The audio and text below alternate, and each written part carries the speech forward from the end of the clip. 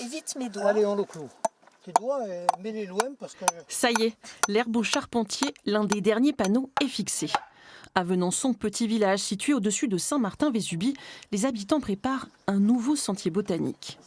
Nom latin, nom usuel et une photo plastifiée permettent d'identifier des plantes sauvages qui poussent naturellement dans la rocaille.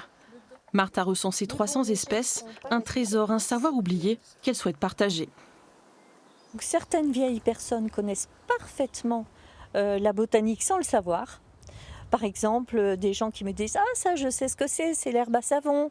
Ah, ma grand-mère l'utilisait pour telle et telle chose. » Et on s'aperçoit que les gens savent une foule de choses. Et donc, c'est entretenir les savoirs et aussi faire découvrir aux plus jeunes. Cette route forestière, facile d'accès, est pratique pour randonner en famille. Certains s'y aventurent déjà et apprécient la démarche naturaliste. C'est très sympa d'ailleurs, je trouve que c'est très intéressant d'avoir, de savoir de quelle plante il s'agit. C'est impossible aujourd'hui de randonner comme on veut dans la Vésubie. Oui, malheureusement, ouais. Surtout du côté du Boréon, oh là là, c'est carrément inaccessible, on ne peut pas. Par contre de l'autre côté, du côté de la Colmiane, ouais, là c'est accessible.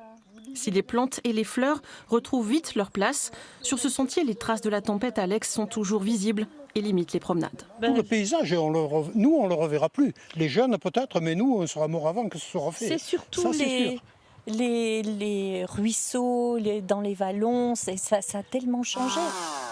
Un peu plus loin, le chantier de débroussaillage continue autour du pont du Praé, toujours interdit d'accès. Des géomètres doivent vérifier la solidité de l'ouvrage. Un tronc d'arbre encombre la rivière. Alors ça, on va les laisser, nous. On laisse tout ça se nettoiera naturellement avec la première pluie qu'il va y avoir. On touche pas? Non. Sur les 8 chemins de la commune de Venançon qui ont été impactés, seule une partie a été remise en état. 3 chemins seront effectivement utilisables avant la saison, ça c'est une certitude, puisqu'il y en a déjà au moins 2 qui ont été bien réparés. Et quant aux autres, ils vont être faits. Bien entendu, ça prend du temps. Il y a beaucoup de travail sur beaucoup de communes. Ces travaux doivent durer 2 ans.